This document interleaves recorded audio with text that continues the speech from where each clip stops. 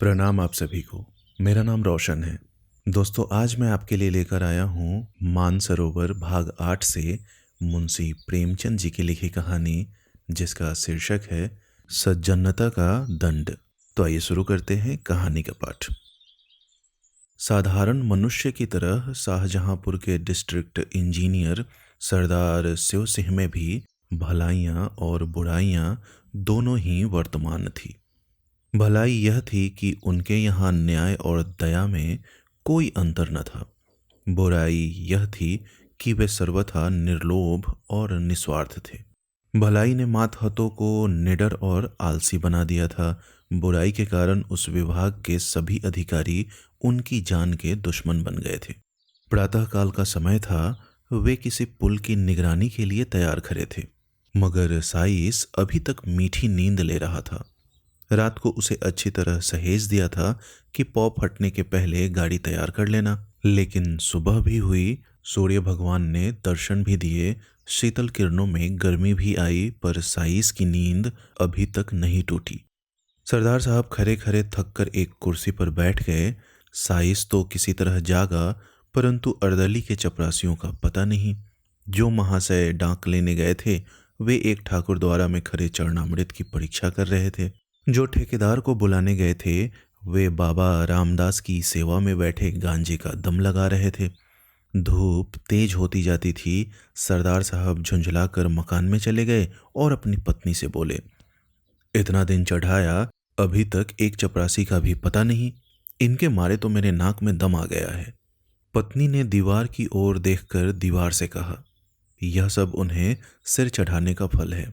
सरदार साहब चढ़कर बोले, क्या करूं, उन्हें फांसी दे दूं? सरदार साहब के पास मोटर कार का तो कहना ही क्या, कोई फिटन भी न थी। वे अपने इक्के से ही प्रसन्न थे, जिसे उनके नौकर चाकर अपनी भाषा में उरन खटोला कहते थे। शहर के लोग उसे इतना आदर सूचक नाम न देकर छकड़ा कहना भी उचित समझते थे। इस तरह सरदार साहब अन्य व्यवहारों में भी बड़े मितव्ययी थे। उनके दो भाई इलाहाबाद में पढ़ते थे। विधवा माता बनारस में रहती थी। एक विधवा बहन भी उन्हीं पर अवलंबित थी। इनके सिवा कई गरीब लड़कों को छात्रवृत्तियां भी देते थे। इन्हीं कारणों से वे सदा खाली हाथ रहते। यहाँ तक कि उनके कपड़ों पर भी इस आर्थिक दशा के चिन्ह दिखाई देते थे। लेकिन यह सब कष्ट सहकर भी वे लोभ को अपने पास फटकने न देते थे। जिन लोगों पर उनका स्नेह था, वे उनकी सज्जनता को सराहते थे और उन्हें देवता समझते थे। उनकी सज्जनता से उन्हें कोई हानि न होती थी, लेकिन जिन लोगों से उनके व्यावसायिक संबंध थे, वे उनके सद्भावों के ग्राहक न थे, क्योंकि उन्हें हानि होती थी। यहाँ तक कि उन्हें अपनी सहधर्मिणी से भी कभी कभी अप्रिय बातें सुननी पड़ती थी। एक दिन वे दफ्तर से आए तो उनकी पत्नी ने स्नेहपूर्ण ढंग से कहा, तुम्हारी यह सज्जनता किस काम की, जब सारा संसार तुमको बुरा कह रहा है? सरदार साहब ने दृढ़ता से जवाब दिया, संसार जो चाहे कहे, परमात्मा तो देखता है। रामा ने यह जवाब पहले ही सोच लिया। वह बोली, मैं तुमसे विवाद तो करती नहीं, मगर जरा अपने दिल में विचार करके देखो कि तुम्हारी इस सच्चाई का दूसरों पर क्या असर पड़ता है। तुम तो अच्छा वेतन पाते हो, तुम अगर हाथ न बढ़ाओ तो तुम्हारा निर्वाह हो सकता है। रूखी रोटियां मिल ही जाएंगी, मगर ये 10-10, 5-5 रुपए के चपरासी, मुहर्रिर, दफ्तरी बेचारे कैसे गुजर करें? उनके भी बाल बच्चे हैं, उनके भी कुटुंब परिवार हैं। शादी गमी, तिथि त्योहार, यह सब उनके पास लगे हुए हैं। भलमनसी का भेष बनाए काम नहीं चलता। बताओ उनका गुजर कैसे हो? अभी रामदीन चपरासी की घरवाली आई थी। रोते रोते आंचल भीगता था। लड़की सयानी हो गई है, अब उसका ब्याह करना पड़ेगा। ब्राह्मण की जाति, हजारों का खर्च, बताओ उसके आंसू किसके सिर पड़ेंगे? ये सब बातें सच थी। इनसे सरदार साहब को इनकार नहीं हो सकता था। उन्होंने स्वयं इस विषय में बहुत कुछ विचार किया था। यही कारण था कि वह अपने मातहतों के साथ बड़ी नरमी का व्यवहार करते थे। लेकिन सरलता और शालीनता का आत्मिक गौरव चाहे जो भी हो, उनका आर्थिक मोल बहुत कम है। वे बोले, तुम्हारी बातें सब यथार्थ है, किंतु मैं विवश हूँ। अपने नियमों को कैसे तोड़ूं? यदि मेरा वश चले तो मैं उन लोगों का वेतन बढ़ा दूं। लेकिन यह नहीं हो सकता कि मैं खुद लूट मचाऊं और उन्हें लूटने दूं। रामा ने व्यंग्यपूर्ण शब्दों में कहा। तो यह हत्या किस पर पड़ेगी? सरदार साहब ने तीव्र होकर उत्तर दिया, यह उन लोगों पर पड़ेगी जो अपनी हैसियत और आमदनी से अधिक खर्च करना चाहते हैं। अर्दली बनकर क्यों वकील के लड़के से लड़की ब्याहने को ठानते हैं? दफ्तरी को यदि टहलुए की जरूरत हो तो यह किसी पाप कार्य से कम नहीं। मेरे साइज की स्त्री अगर चांदी की सील गले में डालना चाहे तो यह उसकी मूर्खता है। इस झूठी बड़ाई का उत्तरदाता मैं नहीं हो सकता। इंजीनियरों का ठेकेदारों से कुछ ऐसा ही संबंध है जैसे मधुमक्खियों का फूलों से। अगर वे अपने नियत भाग्य से अधिक पाने की चेष्टा न करें तो उनसे किसी को शिकायत नहीं हो सकती। यह मधुरस कमीशन कहलाता है। रिश्वत लोक और परलोक दोनों का ही सर्वनाश कर देती है। उसमें भय है, चोरी है, बदमाशी है, मगर कमीशन एक मनोहर वाटिका है जहां न मनुष्य का डर है न परमात्मा का भय, यहाँ तक कि वहां आत्मा की छिपी हुई चुटकियों का भी गुजर नहीं है। और कहाँ तक कहें, उसकी ओर बदनामी आंख भी नहीं उठा सकती। यह वह बलिदान है जो हत्या होते हुए भी धर्म का एक अंश है। ऐसी अवस्था में यदि सरदार शिव सिंह अपने उज्जवल चरित्र को इस धब्बे से साफ रखते थे और उस पर अभिमान करते थे तो क्षमा के पात्र थे। मार्च का महीना बीत रहा था। चीफ इंजीनियर साहब जिले में मुआयना करने आ रहे थे, मगर अभी तक इमारतों का काम अपूर्ण था। सड़कें खराब हो रही थी। ठेकेदारों ने मिट्टी और कंकर भी नहीं जमा किए थे। सरदार साहब रोज ठेकेदारों को ताकीद करते थे, मगर इसका कुछ फल न होता था। एक दिन उन्होंने सबको बुलाया।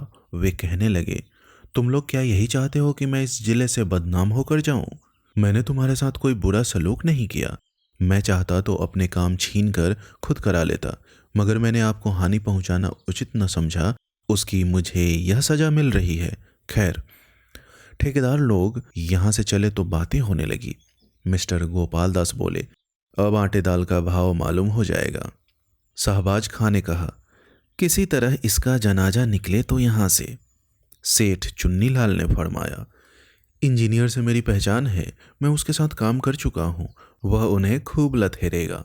इस पर बूढ़े हरिदास ने उपदेश दिया, यारो स्वार्थ की बात है, नहीं तो यह सच है कि यह मनुष्य नहीं देवता है। भला और नहीं तो साल भर में कमीशन के 10,000 तो होते होंगे। इतने रुपयों को ठीकरे की तरह तुच्छ समझना क्या कोई सहज बात है? एक हम हैं कि कौड़ियों के पीछे ईमान बेचते फिरते हैं। जो सज्जन पुरुष हमसे एक पाई का रवादार न हो, सब प्रकार के कष्ट उठाकर भी जिसकी नीयत डामाडोल न हो, उसके साथ ऐसा नीच और कुटिल बर्ताव करना पड़ता है। इसे अपने अभाग्य के सिवा और क्या समझे?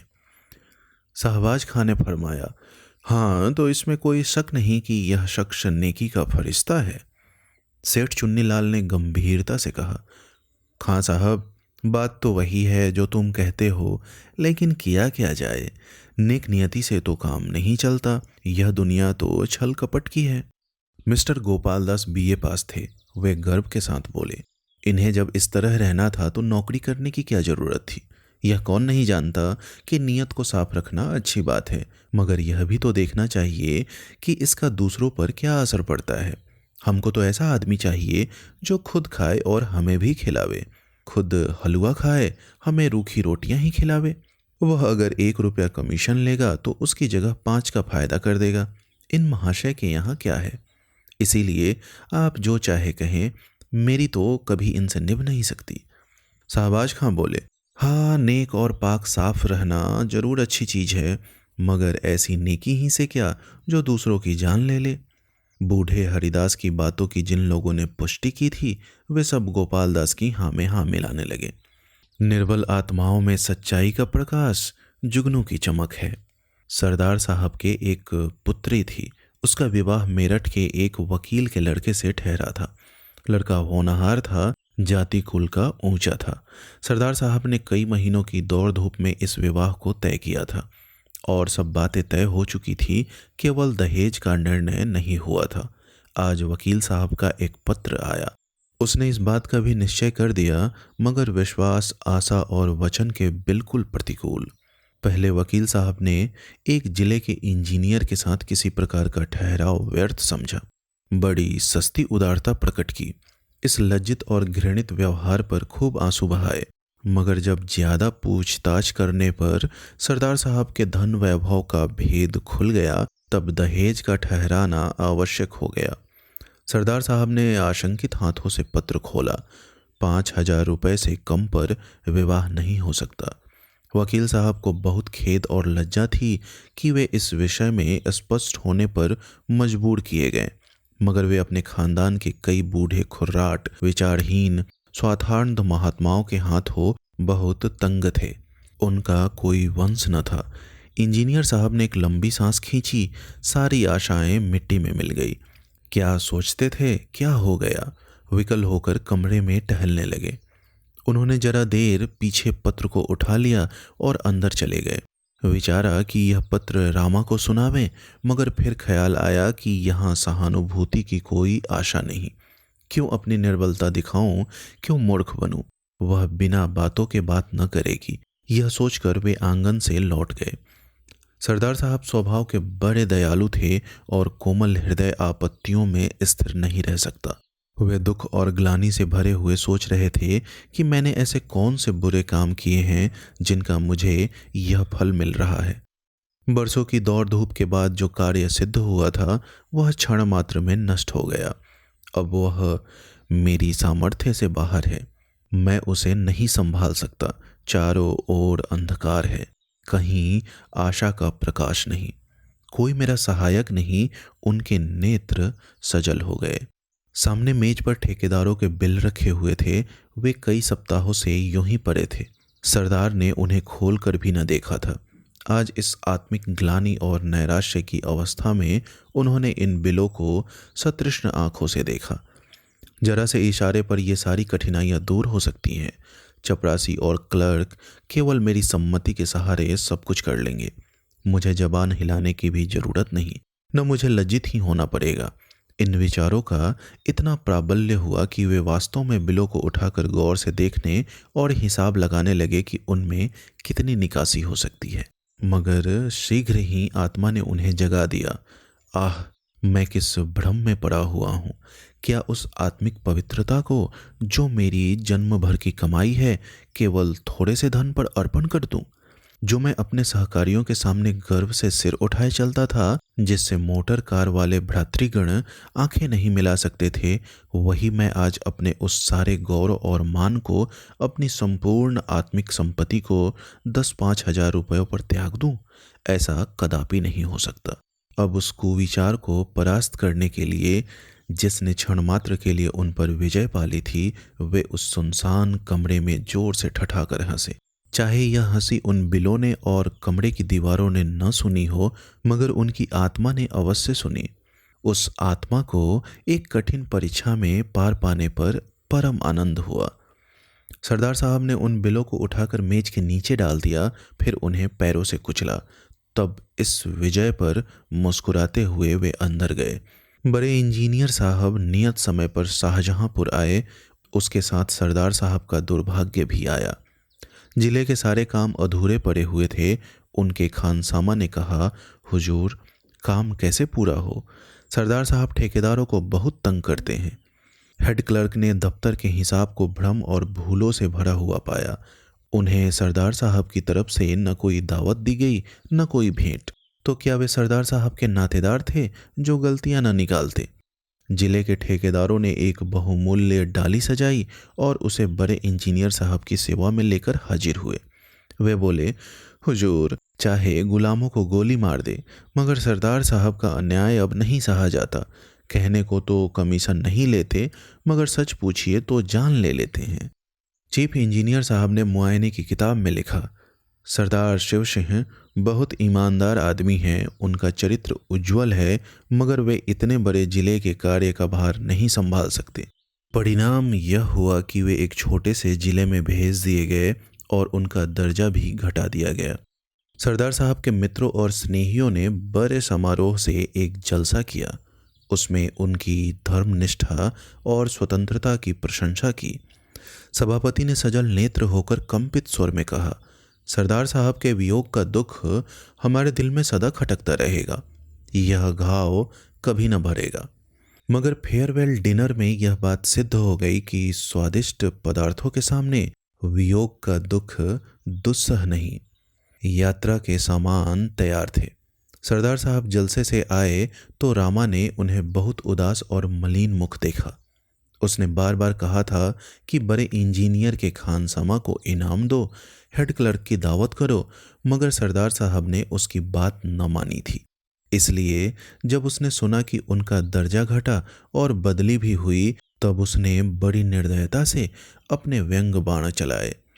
मगर इस वक्त उन्हें उदास देखकर उससे न रहा गया। बोली, क्यों इतने उदास हो? सरदार साहब ने उत्तर दिया, क्या करूं, हंसूं? रामा ने गंभीर स्वर से कहा, हंसना ही चाहिए। रोए तो वह जिसने कौड़ियों पर अपनी आत्मा भ्रष्ट की हो, जिसने रुपयों पर अपना धर्म बेचा हो। वह बुराई का दंड नहीं है, यह भलाई और सज्जनता का दंड है। इसे सानंद झेलना चाहिए। यह कहकर उसने पति की ओर देखा तो नेत्रों में सच्चा अनुराग भरा हुआ दिखाई दिया। सरदार साहब ने भी उसकी ओर स्नेहपूर्ण दृष्टि से देखा।